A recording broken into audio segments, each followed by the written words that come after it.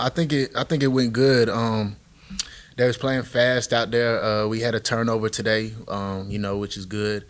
Um, some things that we can work on is just understanding the scheme a little bit better. But that comes with you know running through it more and uh, repping Coach Batum's scheme. And that's gonna take time, but yeah, I think it went good today. The offense they they motion a lot, which is good for us because I think that it helps us during practice kind of have a feel of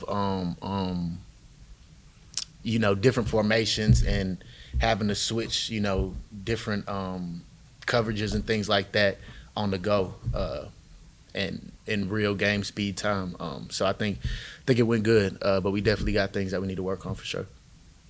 Coach Batum talked about that he's had you all working on volume with your communication Right. and your confidence. Can you talk a little bit about what that looks like, especially as there's motions and stuff happening on the offensive side? Right, right. I think what he's saying about that is, we kind of have to like we might give a call to one side of the field. You know what I'm saying? Because it's two safeties back there, one safety on to the boundary, one safety to the field. So I think he wants all the safeties to kind of communicate it all the way across the field instead of just to one side of the field. And you do that by communicating it loud. So I think that he just wants us to basically say the calls a lot louder. Kind of on a similar note, have you kind of seen yourself or others really stepping up with some of the departed kind of vocal leaders on this defense? Is that a role that you kind of take on to do with those? Yeah, yeah, yeah. I think me and DC have definitely taken that more vocal role in the safety group, especially with a lot of young guys coming up, and we're going to be counting on them to get a lot of playing time this year. So I think that me and DC and Trevez too has taken that next, leadership role on the defense, especially because safety and linebacker is the position where you kind of have to be that vocal guy, especially when you're out on the field. So yeah, for sure. What did JC teach you about being a leader? He taught me a lot. He just taught me, come in and be about your business. Being about your business, and then, also the vocalness. You kind of gotta be vocal and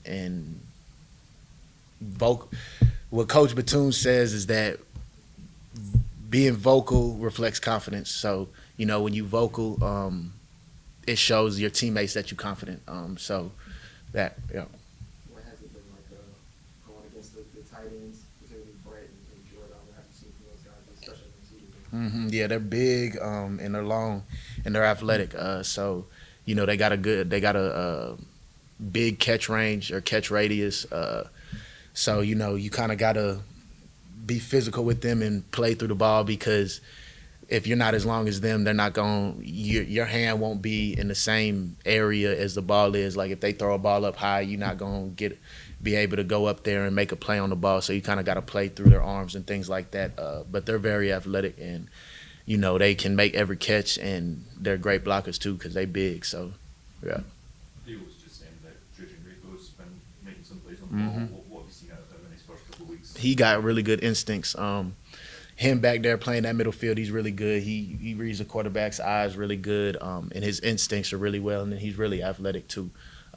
So I think those two things combined together makes him a really good player, especially his instincts. He got really good instincts. From your perspective, kind of what have you seen from the competition at cornerback these first couple of weeks? The corner group looks really good in my opinion.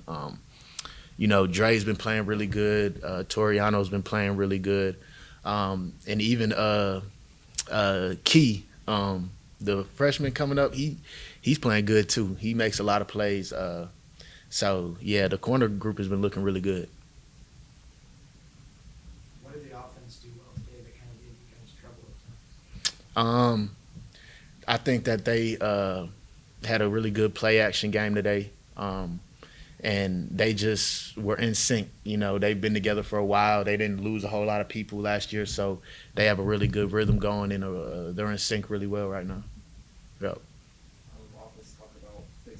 red zone issues to make sure they get touchdowns and stuff like that. When you're going to practice, you guys kind of know what strengths and weaknesses are. So how much more is easy or contested is getting the red zone, and that's something they really want to work on. And that's something you guys are trying to work on. I think that being in the red zone is competitive just because if you give up a catch in the middle of the field or something like that in the open field, you can play that next down. But if you give up a catch in the red zone, it's a touchdown. So I think the mindset in the red zone is just a little bit different, especially during practice, because you already know that if you give up a catch or anything like that, if you make one mistake, it's going to end up in a touchdown. And, game or practice, regardless, a touchdown, it don't look good. So, yeah, I think that's why it gets so competitive. Who are some of the linebackers that are impressing you when they drop back into coverage? Tristan, Chuck, Flag, Bray Sean's looking really good. I think that, our line, we got really athletic linebackers. So, coverage is something that they don't too much have an issue with just because they're really athletic.